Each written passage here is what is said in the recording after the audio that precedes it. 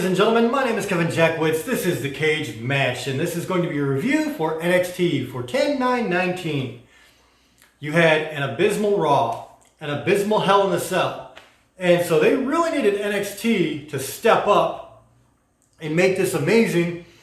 And honestly, not really a discredit to these guys, but it just wasn't strong enough when you compare it to AEW this week. I do make the comparisons because I'm very interested to see how AEW is going to be able to compare to WWE. And so far, they're knocking it out of the park. When AEW is killing it, WWE is starting to flounder again. So let's get into this. This was actually a good show. I liked it. It wasn't great though. So let's talk about it. Lio Rush starts out with Drew Gulak. This is the Cruiserweight Championship match. And it's exactly what you would expect it to be. The littler guy has to, be the high flyer and dance around Drew Gulak, who is bigger, stronger, and a really good mat technician. I really like both of these guys in the ring for their different styles. They're both very good at what they do. You had some really good spots throughout this match. It was a nice back and forth. I was definitely entertained throughout. Now, at the end of the day, Lio Rush, he hits like several moves on Drew Gulak, pins him. He is the new Cruiserweight Champion. Then they had a kind of a moment after the match where William Regal comes out. He's going to present him with the belt. Drew Gulak takes the belt and then presents it to Lio Rush personally, kind of doing a class act kind of thing. So it was cool. It was a good way to start the show. And then you get a Finn Balor promo package, as if we don't know who Finn Balor is in NXT or WWE. Like, seriously. So, they're building up Finn Balor coming back. The next match is Rhea Ripley versus Aaliyah with Vanessa Bourne. And here's the problem with this. I instantly knew who was going to win the match before the match started. That's a problem. And that's a problem that happens more than once in this show. So, it was fine for what it was. Rhea Ripley, she was the monster. She kind of ran through Aaliyah for most of the match. She gets the win. Then she cuts a promo saying she's coming after Shayna Baszler. Okay, fine. No problem there. After that, you get Breezango, who was supposed to take on Everrise. Forgotten Sons walk out with Everrise being carried and just dump them on the ramp. And so apparently you can just make your own match by taking out the other team. Didn't know that, but okay. So I kind of knew right away Forgotten Sons were going to win this because of the way they opened it up. You don't make that kind of entrance without that team winning. So it was a good match. And I will say that I really am kind of sad that they have Breezango in the gimmick that they have. Not that they're not good with it, because they're actually very good with it. They're very funny. Fandango has a great comedic timing.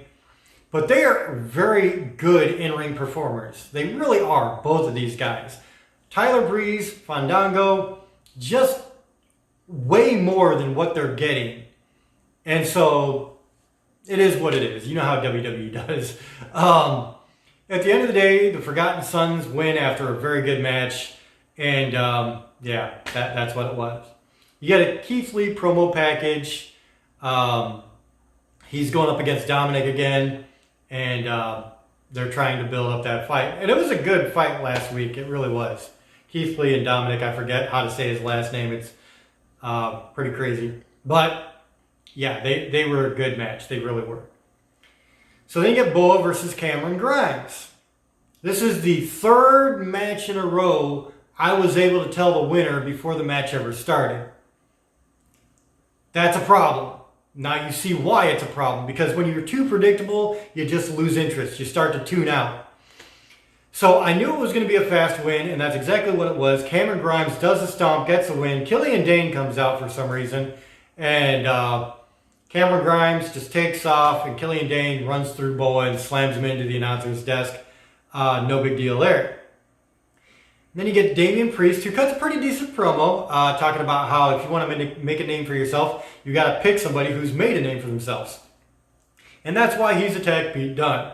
So those two are going to have a match next week. Okay, that's cool. After that, you get Roderick Strong versus Isaiah Swerve Scott. I am not familiar with Isaiah Scott, and he was really, really good. Him and Roderick had a good match. It looked like they were exchanging blows for real. Like one guy wanted to tag a receipt over a stiff hit, and then they both just kept getting stiffer and stiffer. So it looked like for a minute there they were really tagging each other. Or maybe they were just doing their job very well. That is also very possible.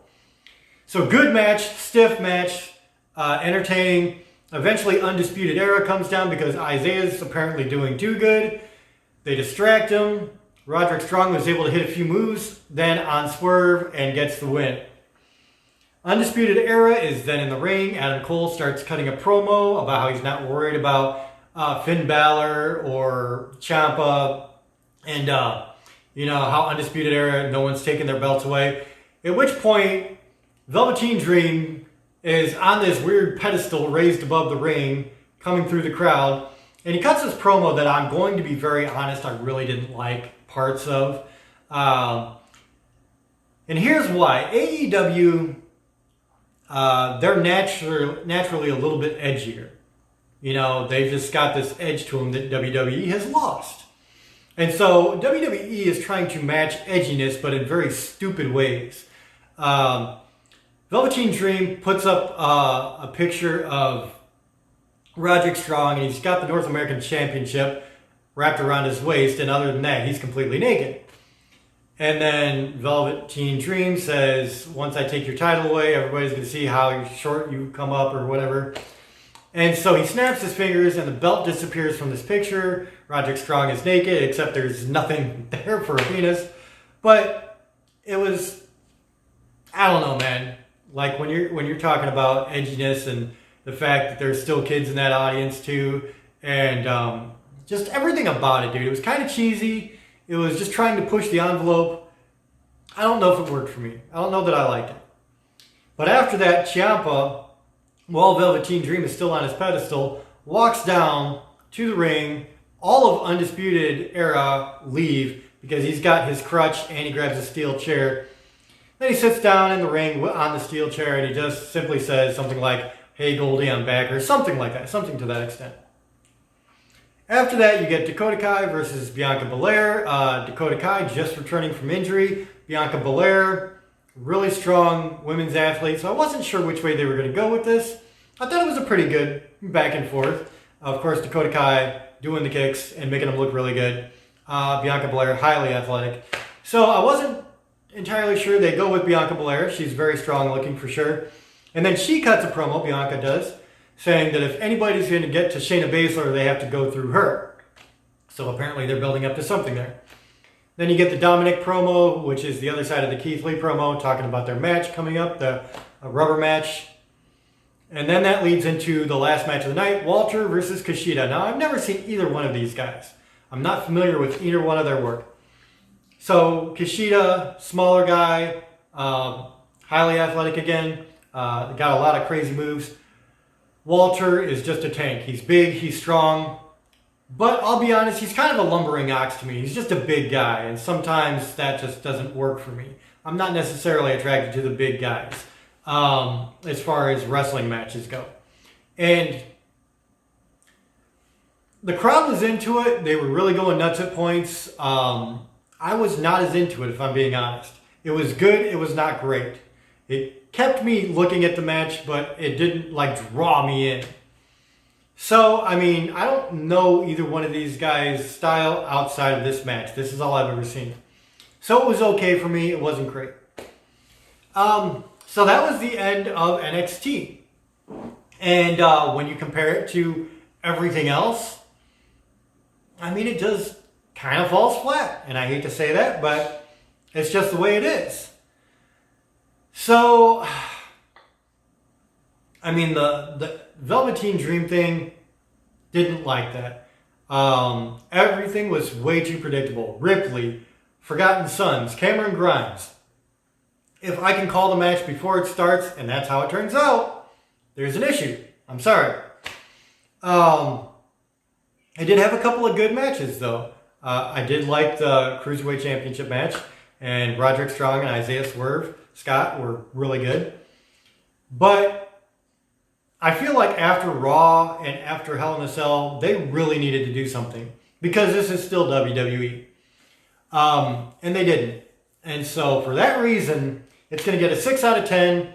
And I really hope that they up their game next week. I don't care what they do on Friday. They could have a perfect show on Friday. It is not going to make up for what they've already done this week. So AEW this week absolutely wins. Let me know what you guys think in the comments below if you enjoyed this. Hit the like button, subscribe, and share. My name is Kevin Jackowitz. Kaged Nation, out.